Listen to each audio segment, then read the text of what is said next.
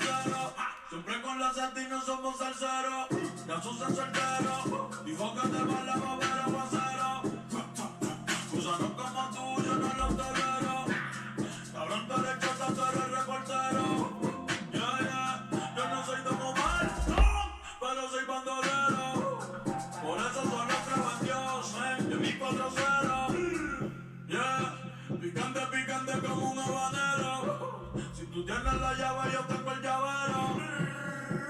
Chambea, ala, cabrón, que no te queden balas. Chambea, ala, cabrón, que no te queden balas. Yo siempre piteo en rol otra vez. Siempre piteo en rol otra vez. What's going on, everybody? It's your boy, Lane Dashko. We're back. It's been a while, ladies and gentlemen. We're back, man. Chambera, ala. Bad Bunny, man. Probably gonna get taken off the streams, you know what I mean? But I don't think it matters, man. Bad Bunny, man. Wow. He sets the stage once again. I'm out blurry now.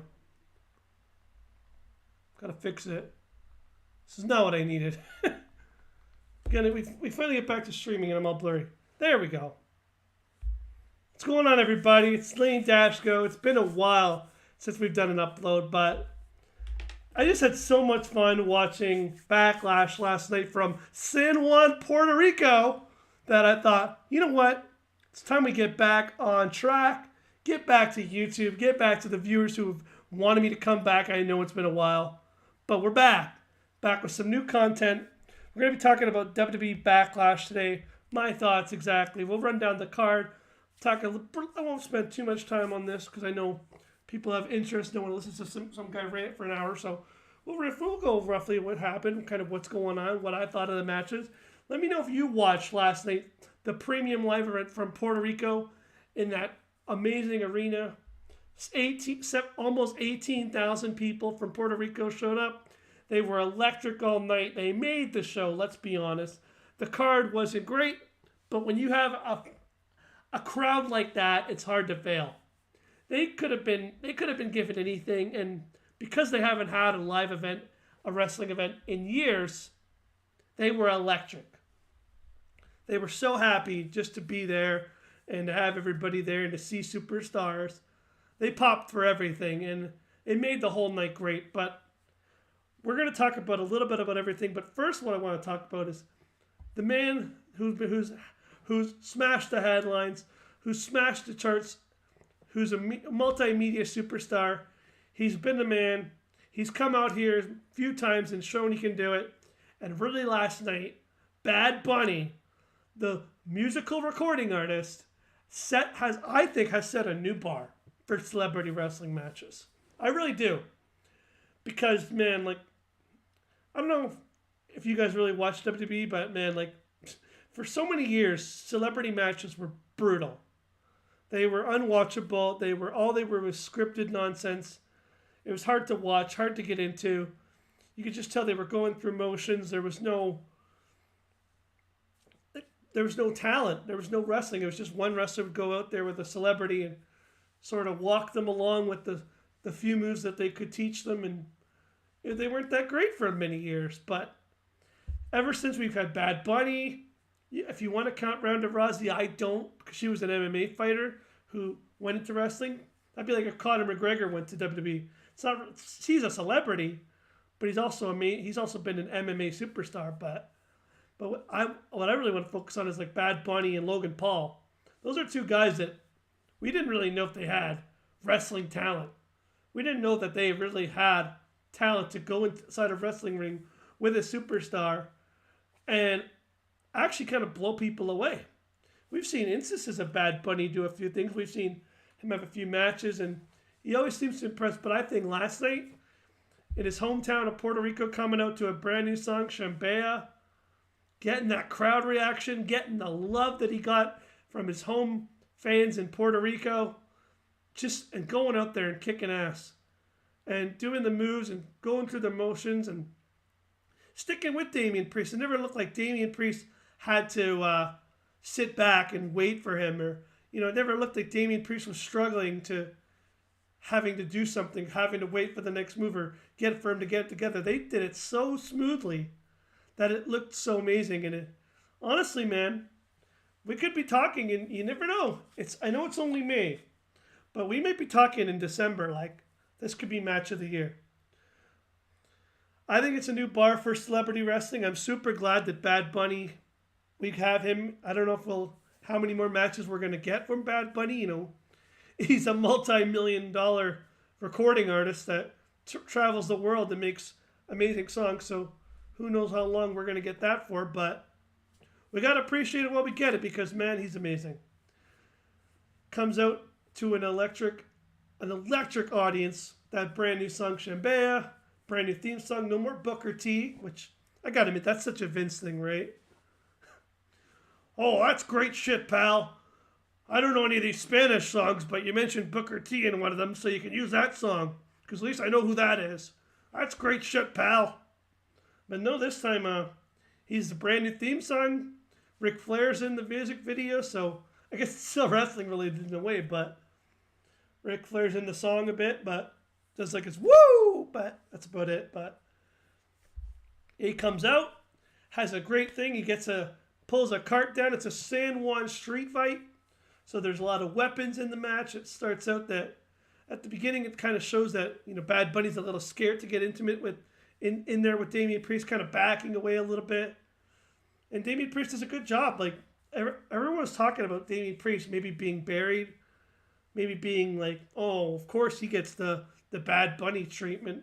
I think that's a great thing if you're Damian Priest, man. I mean, you think about it. You're being trusted to go out there. And not only you got to be the best, but you got to literally make sure this multi-million-dollar recording artist doesn't hurt himself, doesn't end his career. As much as it looks fake on TV and we laugh about it sometimes, wrestling you can like paralyze yourself in a second. And for Damian Priest to go out there and really sort of set the bar and really sort of make it so that he didn't get hurt, I got to admit, that's a lot. He deserves a lot of credit for that. And they did a fantastic job. Both guys did just a fantastic job. A lot of great moves. There was at one point, Bad Bunny hits a Falcon arrow on Damian Priest, pulls off his finishing move. And then the one part that really got me, hyped up, was they spilled to the outside. They're fighting in the outside crowd. Everyone's going crazy, high-fiving Bad Bunny. And they go up to this, like, I don't know if it was like a pyro box or a box, but they go up like 5 feet in the air. Probably like higher than the top rope. They go into these like boxes. And there's like a box down below. And I'm thinking, there's no way in hell Bad Bunny's falling on this box. Like, that's just my perspective. Like, I'm like, oh, he's a celebrity. This man doesn't want to risk his life. He doesn't want to paralyze himself. They're setting this up, so he's going to go up there, and Damian Priest is going to take his time to get up to this top box, and then they're going to fight back and forth for a minute, and then Damian Priest will take the fall through the box. But no, Bad Bunny takes a big bump. Bad Bunny gets hit by this move and goes right through the box, it's right back first, right onto the box, and I couldn't believe that. I was shook. I was like, wow, he actually took that, and it was fantastic. They're going through the motions, they're wrestling, having a great match. The crowd's going nuts. There's like Spanish chants, the whole chants. They're chanting for Bad Bunny. They want Bad Bunny. They haven't had their moment yet all night.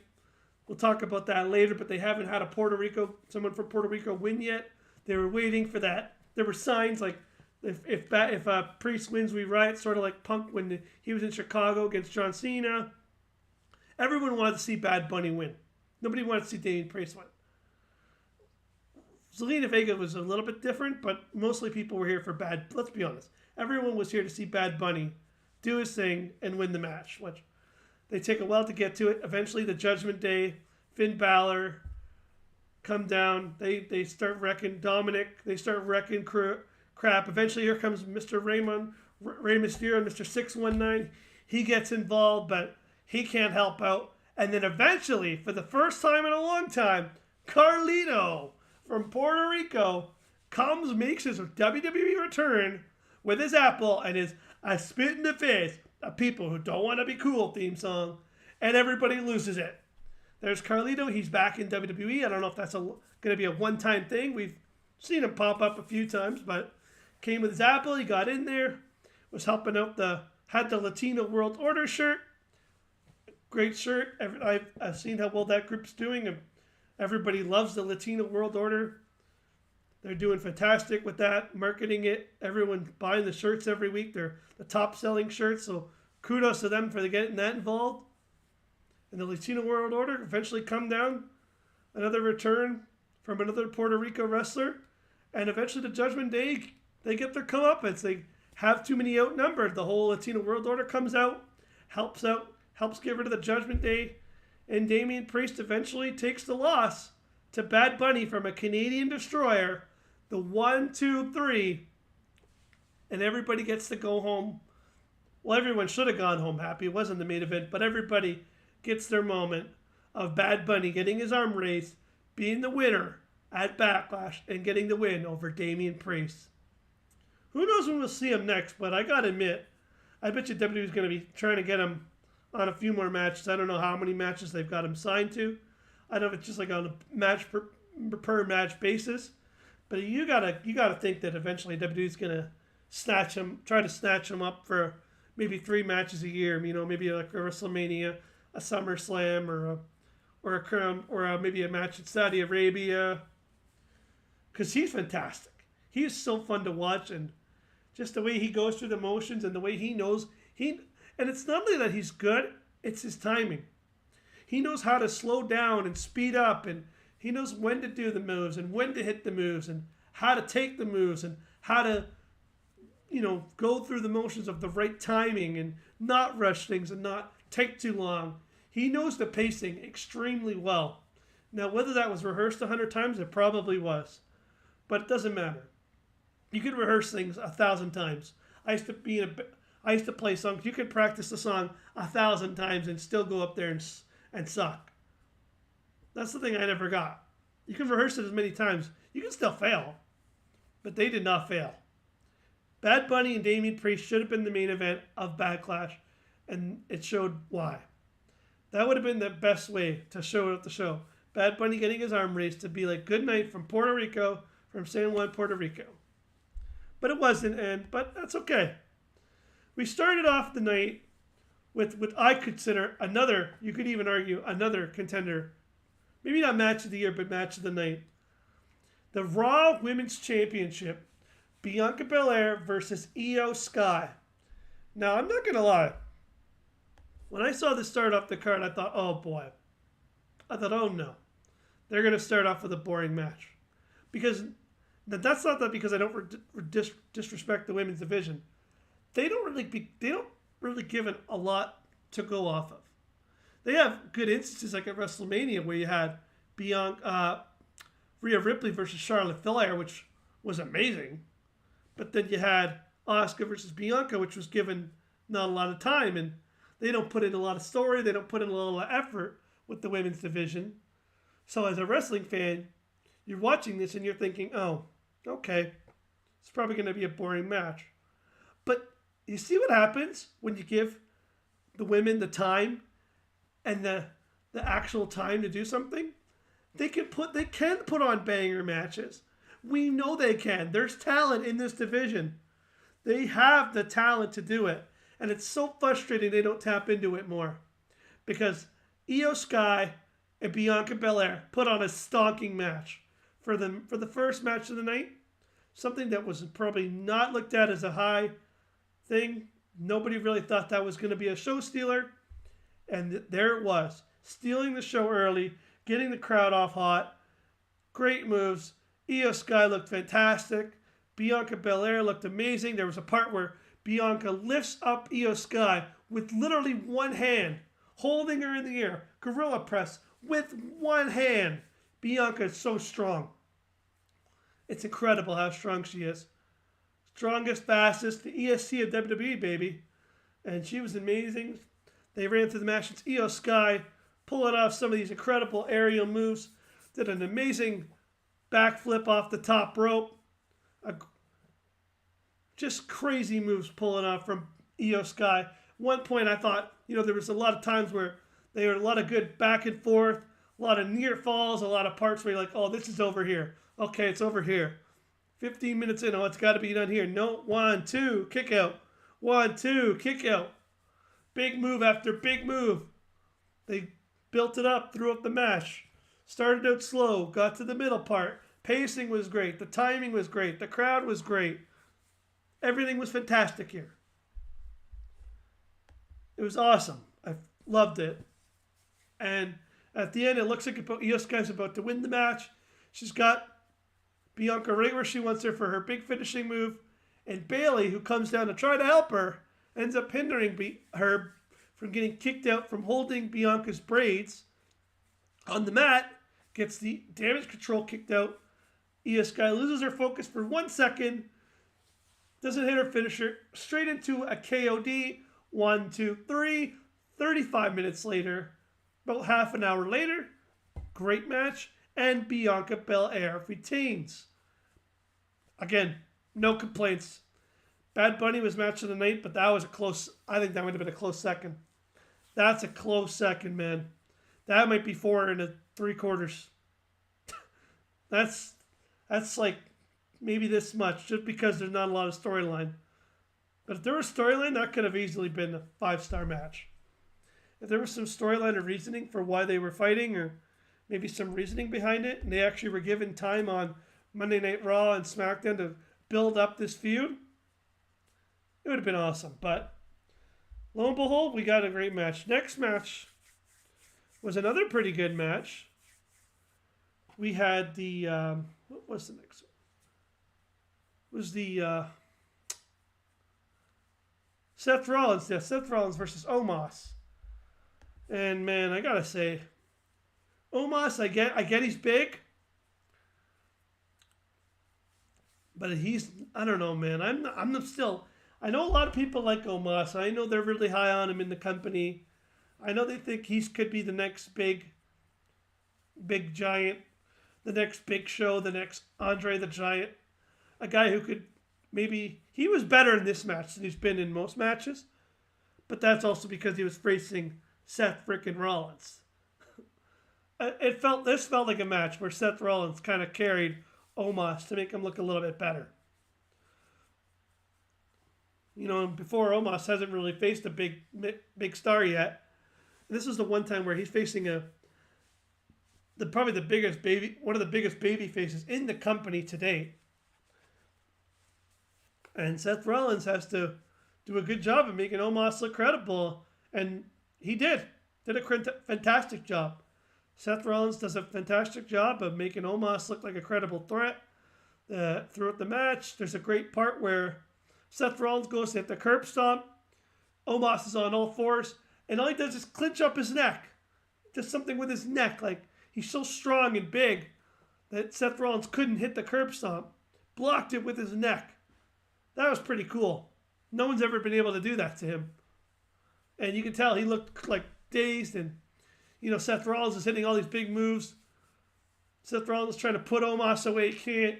Hits 2 curb stomps. Goes for the pin. You're like, this is it. He finally gets him. 2 curb stomps. You're like, this is done. This is done, right? 1, 2, kick out. You see Seth Rollins looking around like, what am I going to do? He eventually goes to the top rope. He got Omos sort of still bending over. Hits a curb stomp off the top rope. 1, 2, 3. Done. Match is over. Everyone's singing a song. Whoa. Oh. Oh. The whole match, because that's what everyone does when Seth Rollins in a match. And again, I would say that's like, what, 3.5 stars? It was all right. It's a little boring. But again, what did you expect? It was Omos versus Seth Rollins. Again, a match with no build, no explanation why they're fighting, which is Oh, Friday Night SmackDown. Oh, by the way, at Backlash, it's going to be Omos versus Seth Rollins. Oh, okay. This definitely that's the one criticism. Even though this show was really fun, it was a lot of fun. Like deep down, this show was a lot of fun, but the one criticism I have was the build. I think Puerto Rico got no build for this. Every match felt like it was slapped. Felt like they picked wrestlers out of a hat and said, "Oh, this guy facing this guy." There was no reason for it. Half the matches made no sense, no storyline reasoning except for one. The only match that had real storyline implications was the Bloodline versus Kevin Owens, Sami Zayn, and Matt Riddle, because we've had the Usos with Sami Zayn and Kevin Owens. That's the only match that really had long-term storytelling that you can actually tap into and be like, well, at least I could see why these guys are still feuding, even though I think it should be over. The Usos have lost, 2 times to them. They did win last night. We'll get into that later, but you know what I mean. Like, the feud's kind of done. Usos and Sami Zayn and Kevin Owens haven't really lost to the Usos since WrestleMania. They had the rematch on SmackDown and they still won that. The next match we got was the United States Championship between champion Austin Theory, Bobby Lashley, and Bronson Reed. Again, another match slapped together. Don't know why Bobby Lashley's in the U.S. title picture again. He's been beat by Austin Theory many times, but yet they want to play off the whole Bronson Reed versus Bobby Lashley, and I think they wanted to make it something a bit bigger because they've done that on Raw a few times, so throw in Austin Theory, make it a United States Championship. It was a short match. We had 2 really long matches between Seth Rollins and Omos. That went about, 20 minutes? Then we had that was like 15, 20 minutes. Then we had the Raw Women's Champion. That was about half an hour. So we needed a short match. And this was your short match. This was about like 10 minutes. It was what it was. It was a lot of, Austin Theory trying to get Bronson Reed, trying to get them to attack Bobby Lashley to start the match. They're going after Bobby, trying to get rid of him first. Austin Theory playing off the fact that Bronson Reed doesn't like Bobby Lashley, being the heel, trying to get him to attack him. Eventually, Bronson Reed gets enough of that, getting insulted, and he goes after Austin Theory. So Austin Theory goes away for a while. We finally get some action between Bronson Reed and Bobby Lashley. Bronson Reed looks pretty good. He's can hit some good moves. Even though he's a bigger guy, he's got some speed to him. I like what I've seen from Bronson Reed. He's not a terrible guy at all, but who knows if he'll get a big push. Bobby Lashley, they've really dropped the ball with Bobby Lashley ever since the whole Bray Wyatt thing, which is not his fault. But Bobby Lashley's still not getting pushed to where he's not the almighty Bobby Lashley anymore. Not even close. Not even on that same level. His booking has been not the best, but what can you do when you're Bobby Lashley? You just got to roll with the punches there. Hopefully they can get him back on track now. I think he's going to SmackDown now, so maybe some new feuds or getting something else, get somewhere else.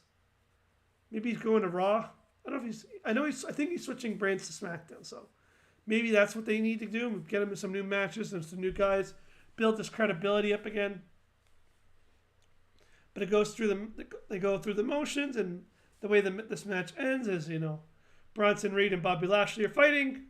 Bobby Lashley hits Bronson Reed with a spear after. And then, Austin Theory, being the sneak that he is, waits for the perfect time, comes in, gets rid of Bobby Lashley, tosses him out, pins Bronson Reed. 1, 2, 3, match done. It was what it was. The heel wins. Austin Theory has that new sort of way about him. He finds a way to win the match, even though he looks like the worst. Even though it looks like he's not going to win, he finds a way to win the match. This is about, I'd say 3. I'd go generous. This is like a 3-star match. Wasn't the greatest. Wasn't horrible by any means. Wasn't a 2-star or 1-star, but it wasn't anything crazy. It was a 7-minute. It was a 7-minute. Hit some moves, go out there, and try to do your best.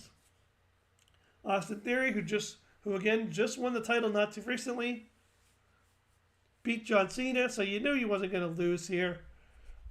I'm no title switch hands tonight, of course.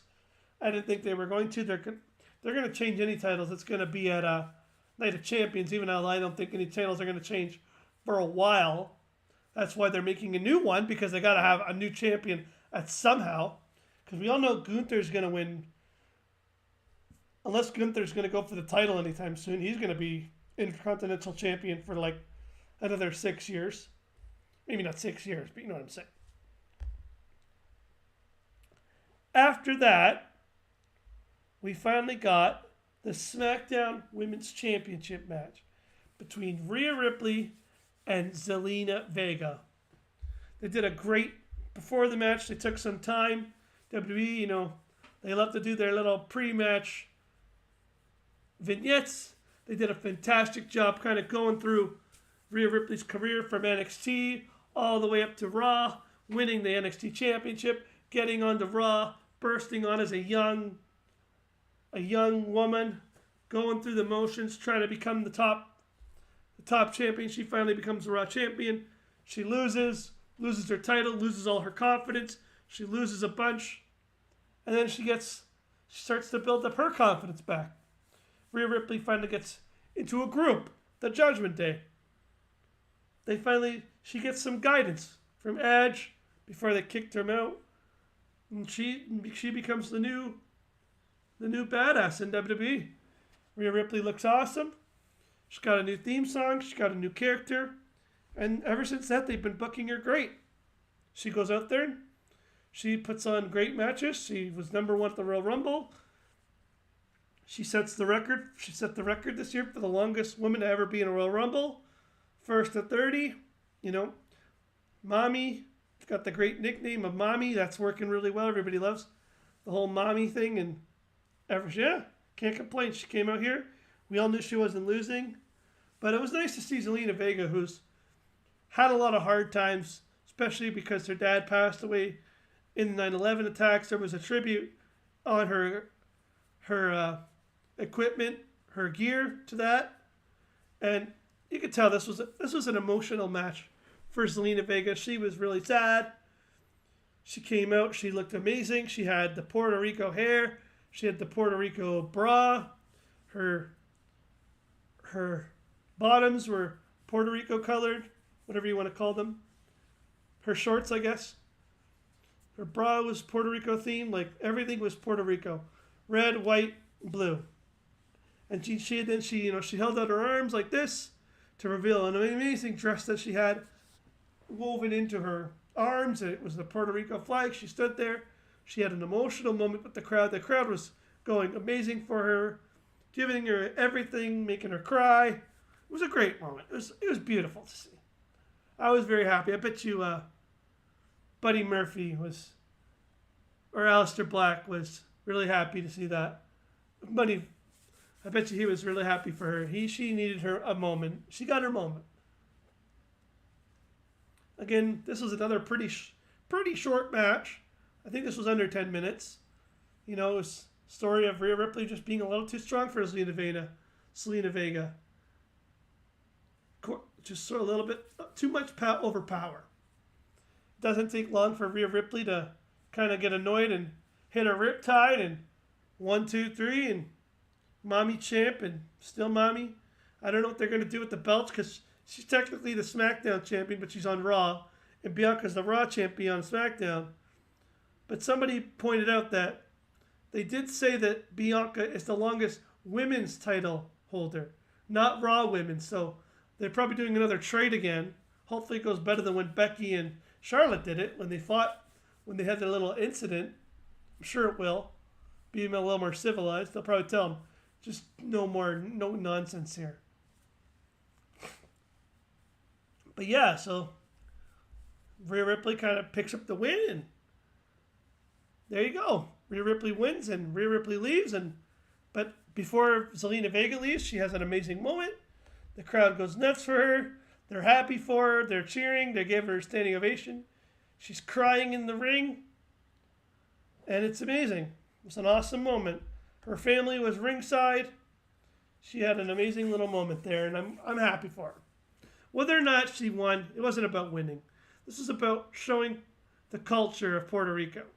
This is about showing how beloved the country is with the people that were there, and to kind of get over the culture and to get over what it's like to be from Puerto Rico, to see the love, support. That's what this match was really about. It wasn't about winning. We all knew. You knew she wasn't winning. It's not what it's about. Anyways, great moment. Great little moment for Zelina Vega. And we moved on. Then we had, of course, the match of the night. We already talked about it, but yeah, Bad Bunny versus Damian Priest. We talked about that to start the show, so I don't have to drag on about it. We know what happens. Great again. A really long match. Great match all around. Match of the night. Should have been the main event. 1,000%. They picked the wrong match to main event. We'll go over that. Why? Wrong match. This should have been the closing match. That's all I'm going to say. Bad Bunny wins. Co-main event. We had Matt Riddle, Kevin Owens, and Sami Zayn versus the Bloodline. Now this is where it got interesting because they're teasing the Bloodline dissension, right? Solo's obviously still with Roman because Solo hasn't let down Roman Reigns yet. Right? Like they're still together. Roman and Solo haven't separated. Roman's not mad at Solo. Solo's done everything Roman Reigns has asked him to do. When he asks him to win, he wins. When he asks him to get rid of somebody, he gets rid of somebody. Solo's still the one last soldier that Roman has to rely on. Him and Paul Heyman. That's really what the Bloodline is right now. And the Usos still think they're a part of it. Because nothing's happened yet. But we got a little bit more. Tonight we got a really close breakup of the Usos and the Bloodline. It was this close to happening. That close. A 6-man tag. And all night, Solo's just looking at the Usos like, I want to take you out. He's mad. I don't know if he was told to do anything. We don't know if Roman told him anything. We don't know if Roman said, eliminate them, get rid of them tonight. But it looked like Solo was really battling a lot of demons tonight. You could tell it. He did a great job. Solo Sikoa tonight was fantastic. His emotions throughout the match, you're watching him give all these weird looks, and he's like looking like this and doing this and looking like this and looking mad and looking like he doesn't want to play with them, doesn't want to tag with them, wants to kind of go do his own thing. He tags himself in a bunch of times. He doesn't want to tag in Jey Uso. He doesn't want anything to do with the Usos. He wants to do it by himself.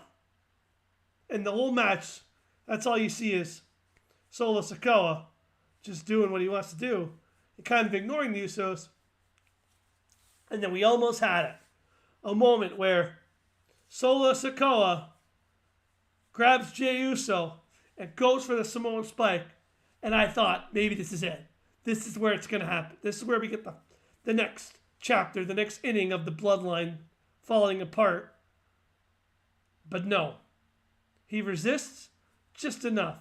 He had it ready to launch, sort of like when he did to Sami Zayn with the trial of Sami Zayn. Similar thing. He had it ready, had that thumb ready to go, just couldn't do it. Couldn't stomach it. He lets him go. Finally gets Matt Riddle in the ring alone. You knew if there was going to get a guy to take the pin, it was going to be Matt Riddle. Bro. But Matt Riddle takes the pinfall. 1, 2, 3. Bye-bye. Bloodline wins. But most importantly, Solo Sikoa wins. Usos didn't win this match. And, of course, you protect Kevin Owens and Sami Zayn. They don't take a pinfall. Probably the best. They were going to lose. That's the only way you could do it. You got to protect your champions now. They can't lose for a while. Probably can't get pinned for a while, so. There you go. Solo Sikoa wins the match for the Bloodline. And again, it stays in Roman's good books because he made sure. Who made sure they won? Solo Sikoa. And then we get with the wrong main event. And here's what really bugs me about it. I'll tell you how I feel, because I don't know if everybody feels this way, but this is at least how I feel. So, from my understanding of the whole Cody Rhodes, adrenaline in my soul, I'm going to win, I'm Cody Rhodes. But seriously, you know, I heard a lot about maybe Cody needs some From what I watch a lot of wrestling channels and a lot of people's opinions, and everyone kept saying, you know, maybe Cody lost the match to Roman because he's never had adversity. You know, he was in WWE years ago, was a jobber, a mid-card United States title holder, was in a tag team with. He was never a big star. He was sort of he was treated like a joke back then. He wasn't treated like a generational superstar. He wasn't treated like a family, like a Roman Reigns, he wasn't treated like that. He was sort of treated terrible, and he packed his bags and left. He left to go to the Indies, and he went to go learn in the indie scene. He went to Ring of Honor. He went to New Japan. He went all around the world and became a star. He grew his brand, and then he went his own company with Kenny Omega in the box. You know, told that story about making a company and trying to prove WWE wrong, that he was the man. And then, you know, because he did all that, WWE brought it back, because they saw the growth in Cody Rhodes and said, we got to get him now.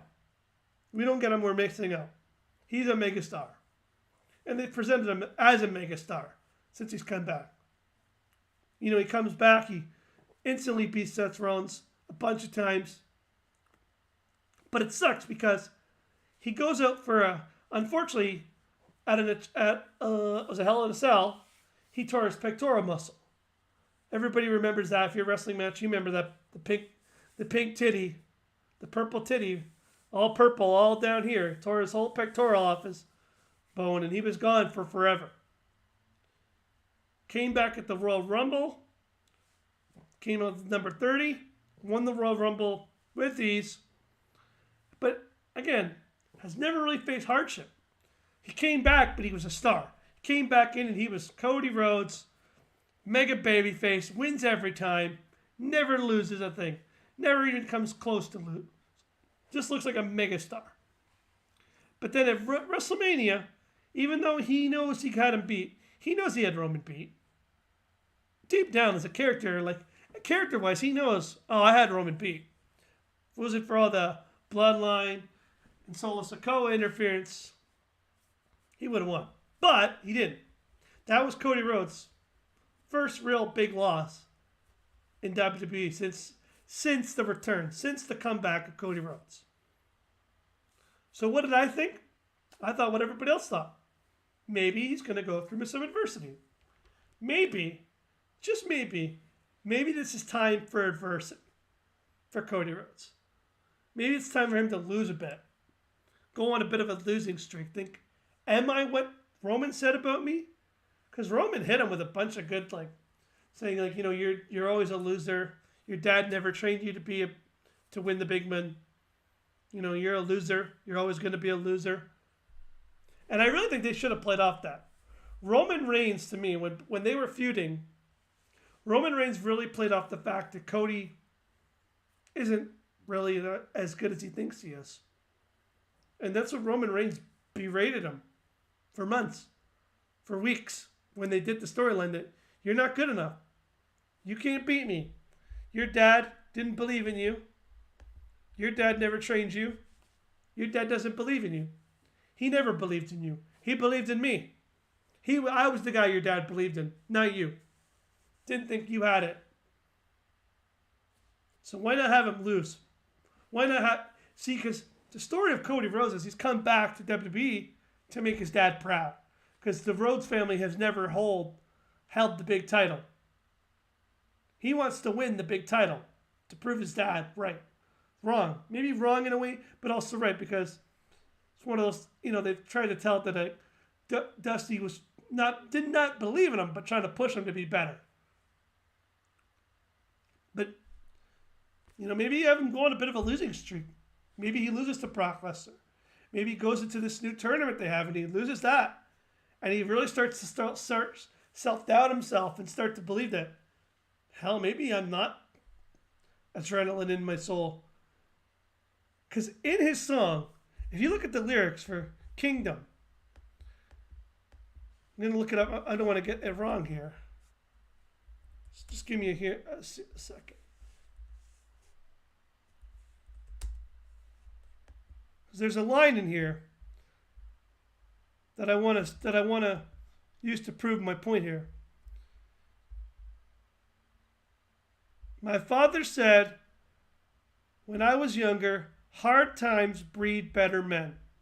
That's a pre-chorus before it says, you can't take my freedom. I built my kingdom. This song is about Cody Rhodes. But that line right there, my father said when I was younger, hard times breed better men. So Cody Rhodes, maybe he needs some hard times. Maybe he needs to lose a bit. Maybe if he loses, he kind of starts to self-doubt himself, starts to maybe think, hell, maybe I can't do this. But then eventually, towards the end of the year, towards the Royal Rumble, maybe he starts to win again. Picks up some big wins. Maybe he faces Lesnar again down the road at like Survivor Series, beats him this time, and then he gets back on the winning streak. And he goes into the Royal Rumble at number 1, wins the Royal Rumble at number 1. And then next year in Philly, faces Roman Reigns for the rematch, and now he's ready. He went through all those hard times, lost a bunch, got the shit kicked out of him, sorry for my language, and now he's ready. Now he's ready to win it. But what they do? They made that same mistake they made 10 years ago. Because if you don't recall, they did this exact same thing with John Cena, and they did it wrong. John Cena lost the match to The Rock. He wasn't ready to beat The Rock. Even though they had a big feud all year, a whole year of feuding about who's better, The Rock or John Cena. They feuded, they argued a bunch. The Rock said, I'm better than you. You can't beat me, you're not ready. John Cena lost, wasn't ready. John Cena looked defeated. He looked like he was done. Looked like he had nothing left to offer. What happens? Next night, Brock Lesnar returns to the company for the first time in years. Beats the ever crap out of him, leaves him blooded, head cut in half. Beats him to a pulp.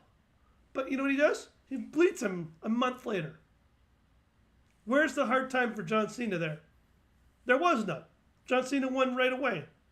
John Cena got right back on the horse. And then beats The Rock the next year. There was no hard times for John Cena. And now they're trying to do this. They tried to do this exact same story. And they're making the same mistakes. Because now you have Cody win again. So, have they changed their minds? Is Cody not going to be the one to dethrone Roman now? Are they just going to hand Cody the new belt and say, well, sorry, we screwed this up, but here's a new belt for you. And I know here's a secondary title, I guess, for you. Here's a quick out. I guess we can give you this. You can call this a champion. You know what I mean? I don't know. I just don't get it. But to get back to the match, Cody Rhodes comes out. Amazing crowd entrance. Of course, everyone goes crazy with the whoa! That was loud. Everyone's singing along the pyro. A lot of pyro for Cody Rhodes. Brock Lesnar comes out. Goes to finish his entrance. Cody Rhodes right away. Not wasting any time. Because we know they can't wrestle longer than 6 minutes. So, not wasting any time. Got about 5 minutes of outside nonsense of Cody Rhodes trying to weaken down Lesnar, attack him with chairs, hit him with weapons, knock him into the table, knock him into the barricade, hit him with some chairs, weaken him, weaken the beast, gets him in the ring, gets a flurry of offense early. Brock starts to do Brock things, suplex after suplex after suplex, suplex, suplex, 1 suplex, 2 suplexes, 3 suplexes. Just the normal Brock stuff, right? The normal 6-minute Brock charade. Bunch of suplexes, bunch of him smiling, hit suplexes left, right, and center. Crowd counting every single one. Then finally, Cody is able to get one of the turnbuckles loose and throws it away. Brock notices it. He does notice it. He's got him in the corner. He goes to do a spear in the corner, and of course he trips and falls, hits the turnbuckle, and I don't know if it was planned, but he gets cut really bad right here. Starts bleeding like crazy. A lot of blood from Brock Lesnar.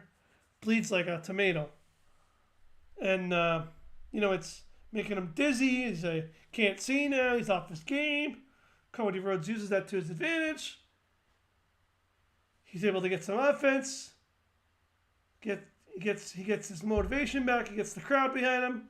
Cody Rhodes hits the crossroads. 1, 2, 3. Match is done.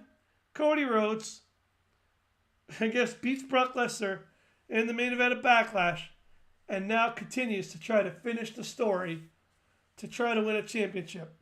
And the next chapter for Cody Rhodes. Still, we don't know why that match happened, but again, doesn't really matter. It is what it is. It's over now. Can't live in the past. Cody Rhodes beats Brock Lesnar 1, 2, 3 in the middle of the ring to send the crowd home happy. Pretty bad match. I know everyone's like, oh, it was good because Brock Lesnar was bleeding. It was all right. It was all right. It's what it was. Out of 10, what do I give Backlash? 2. He didn't have a lot of matches. It flew by. 3 hours flew by like nothing. It was the fastest 3 hours I've ever seen in my life. Well, that was good. Didn't feel like 3 hours. Didn't have a lot of build, but I don't blame that. It was a lot of fun. Nothing damaging. I didn't like the main event too much, but I bet you a lot of people did. Everything else was fantastic. Everything was really good. There was no big blemishes. 8 out of 10. That's what it was. It was fun. It was an A+ show. For a card that was not given a lot of time to build, not a lot of reason to it, not a lot of big stars. Pretty good show. They did a fantastic job. All the wrestlers were what they were given to do. They did their job. They didn't have any embarrassing moments. No big botches. Everything was clean in the ring. That's what you want. That's all you really wanted. And there you go. That was Backlash 2023. If you guys watched, let me know how you feel. This will be Lane Dashko signing off. Let me know if you want to do a Leafs game tonight. I'm home, sick, but maybe we can watch the Leafs lose together. If not, we'll see you later. The Lane Dashko signing off. Peace out. A-Town down.